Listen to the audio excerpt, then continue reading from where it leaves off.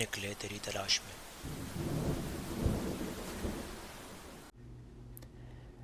Thank you dear اللہ۔ انسانی تاریخ کی سب سے بڑی گھنٹی بادشاہ دھمازیدی نے سن 1484 میں تیار کروائی۔ اس کا وزن 327 ٹن تھا۔ اس گھنٹی کو سوائڈوگان پاگوڈا نامی مندر میں لگایا گیا، جو آج بھی میانمار برما میں موجود ہے۔ پرتگالی شخص فیلیپے نے اس گھنٹی کو ایک بڑی سی کشتی میں لے جانے کی کوشش کی، مگر وہ کشتی اس گھنٹی کا بوجھ برداشت نہ کر سکی اور ٹوٹ کر پانی میں ڈوب گئی۔ آج بھی کئی مشن اس گھنٹی کو پانی سے ڈھونڈ نکالنے کی کوشش کر چکے ہیں، مگر کامیابی نہیں ہوئی۔ ہر شخص کی زندگی میں ایسے دن ضرور آتے ہیں جب 327 ٹن والی گھنٹی کے بوجھ کی طرح کے بعض بوجھ اس کی ناتواں کشتی کو اٹھانے پڑتے ہیں اور اس کی زندگی کی کشتی ٹوٹ کر پانی میں ڈوب جاتی ہے۔ 20 اپریل 2021 بھی میرے لیے ایک ایسا ہی دن تھا۔ صبح کے 5 بجے امی کا فون آیا۔ صبح سویرے کے اس کال سے پہلے حیرت ہوئی، جو جلد ہی پریشانی میں بدل گئی۔ امی نے بتایا کہ ابو، جو چند دنوں سے تھوڑے بیمار تھے، ان کی طبیعت اچانک سے خراب ہو گئی، سانس چڑھنے لگا ہے۔ ٹیسٹ کروائے تو پتہ لگا کہ کورونا جسم میں داخل ہے اور پھیپھڑوں کو بری طرح متاثر کر چکا ہے۔ امی نے کہا، تم ابھی آ جاؤ۔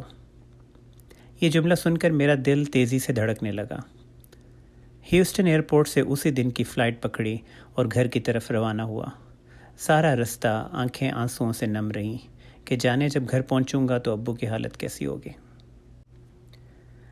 ابو کی بیماری کے دوران وقت تھم سا گیا تھا۔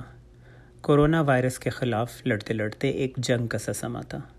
کبھی دشمن کا سخت حملہ آپ کو بھاگنے پر مجبور کر دے تو کبھی آپ اپنا علاقہ واپس لینے میں کامیاب ہو جائیں۔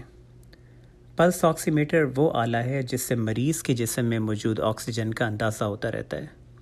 اس کی آواز ہر وقت جنگ کے نعرے کی طرح کانوں میں بجتی رہتی۔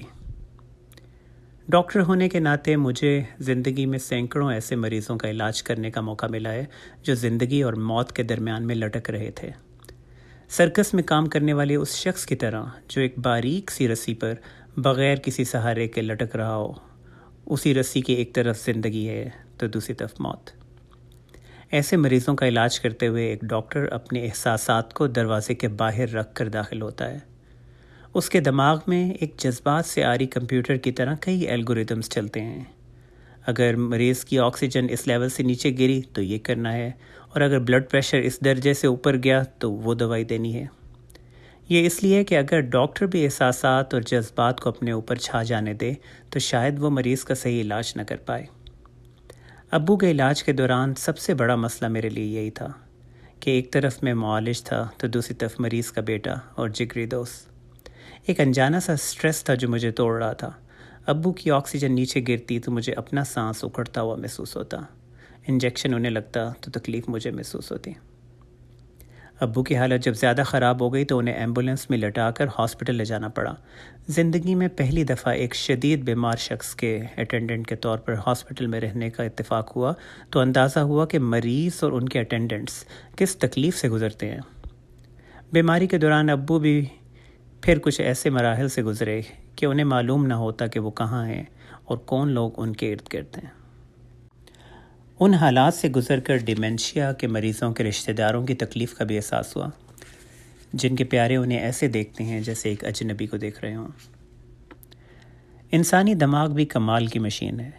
مشکل کے دور میں یہ ماضی کے حسین لمحات کو ایک فلم کی شکل میں آپ کو دکھا کر آپ کی تکلیف کو کم کرنے کی کوشش کرتا ہے، اور میرا ذہن ماضی کی خوبصورت پگڈنڈیوں پر گھومنے لگتا۔ وَأَنَّهُ هُوَ أَضْحَكَ وَأَبْكَىٰ کہ اسی نے ہنسایا اور اسی نے رلایا۔ ابو کو سیر و سیاحت کا شوق شروع سے ہی تھا۔ سوتے ہوئے بچوں کو گاڑی میں ڈالتے اور لمبے رستوں پر نکل جاتے۔ ٹائم ٹریول اگرچہ اس وقت تک دریافت نہ ہوا تھا، مگر اکثر ہم لوگ بچپن میں سوتے تو اپنے بستروں پر، مگر جب آنکھ کھلتی تو اپنے آپ کو کسی دور دراز کے مقام پر پاتے اور حیران رہ جاتے۔ سیانے کہتے ہیں کہ سڑک عبور کرتے ہوئے اگر اچانک دوسری طرف سے تیز رفتار گاڑی آ جائے تو بچے ہمیشہ آگے کی طرف اور بوڑھے پیچھے کی طرف بھاگتے ہیں۔ زندگی کے سفر میں ابو نے اپنے اندر کے بچے کو ہمیشہ زندہ رکھا، جو مشکل حالات میں بھی انہیں ہمیشہ آگے کی طرف دوڑاتا رہا۔ امریکہ یاترا کے دوران کئی بار ایسے مقامات آئے جہاں اور آگے جانے پر بڑے جگرے والے لوگوں کے بھی پر جل جائیں، مگر ایسے تمام مقامات پر ابو آگ میں ایسے کودے جیسے بہت ماہر رکشے چلانے والے تیز رفتار سے موڑ کاٹتے ہوئے آنکھیں بند کر لیتے ہیں۔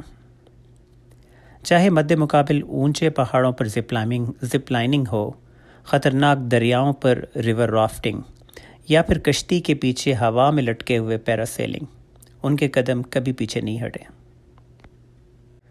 چھوٹے بھائی احمد کو جہاز اڑانے کا شوق چڑھا تو جیسے تیسے اس نے اپنی ٹریننگ کے 40 گھنٹے پورے کیے اور ابو کو کہنے لگا کہ میرا دل ہے کہ میں آپ کو چھوٹے سے جہاز میں اپنی اسٹیٹ نیو یارک کی سیر کرواؤں۔ یہ ایک ایسی آفر تھی کہ جس کے بارے میں سوچتے ہوئے بڑے سے بڑے سورما کی بھی حالت خراب ہو جائے۔ ایک طرف چھوٹا سا سیسنا جہاز جس پر بیٹھے ہوئے 2 لوگ ہوا میں اڑتے ہوئے یوں محسوس ہوتے ہیں جیسے کسی بچے کے ہاتھ سے گیس والا غبارہ چھوٹ گیا ہو اور ہوا اسے اپنے دوش اڑاتے لیے جا رہی ہو، اور دوسری طرف ایک برانڈ نیو پائلٹ جس نے ابھی اپنے 40 گھنٹے پورے کیے ہیں، مگر یوں محسوس ہوتا ہے کہ ابو نے پہلے اپنی ڈکشنری سے نو کا لفظ نکالا اور پھر وہ ڈکشنری ردی والے کو بیچ دی۔ بعض راوی کہتے ہیں کہ اس سفر سے واپسی پر جہاز سے اترتے ہی ابو فوراً سجدے میں گر گئے اور دوسری زندگی ملنے پر اپنے رب کا شکریہ ادا کیا۔ نماز میں خشوع حاصل کرنے کا گر آج بھی وہ یہی بتاتے ہیں کہ یوں سوچو کہ تم ایک سیسنا جہاز میں اڑ رہے ہو اور احمد اسے اڑا رہا ہے۔ اس کتاب میں رقم کئی سفر ناموں میں مجھے بھی ابو کے ساتھ سفر کرنے کا موقع ملا۔ ابو کی نظر سے چیزوں کو دیکھ کر یہ احساس ہوا کہ دیکھنا ایک آرٹ ہے جسے آپ پریکٹس کر کے بہتر کر سکتے ہیں۔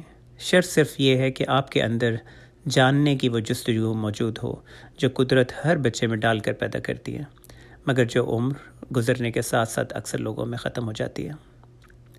ابو نے جس بہادری اور اللہ پر توکل سے اس بیماری کا مقابلہ کیا وہ میرے لیے مشعل راہ ہے کہ حالات کتنے ہی مشکل کیوں نہ ہوں، ایک مرد مومن اپنے اللہ پر بھروسہ کرتے ہوئے ایک چٹان کی طرح بپھرے ہوئے پانی کی موجوں کے آگے کھڑا رہتا ہے۔ رمضان کی ان راتوں میں ابو کی بگڑتی حالت کو دیکھ کر جب بھی مایوسی ہونے لگتی تو قرآن کی آیت فوراً مجھے اس کیفیت سے نکال دیتی تھی۔ تولج اللیل فی النہار وتولج النہار فی اللیل وتخرج الحی من المیت وتخرج المیت من الحی۔ تو رات کو لے آتا ہے دن میں پرو کر اور پھر دن کو نکال لاتا ہے رات سے پرو کر، زندہ کو مردہ میں سے نکالتا ہے اور مردہ کو زندہ سے۔ اس رب کا شکریہ جس نے ابو کو نئی زندگی اور صحت دی اور ہمیں ان کا ساتھ دیا۔ تھینک یو اللہ۔ Umar Zaheer Ghuman, San Antonio, Texas.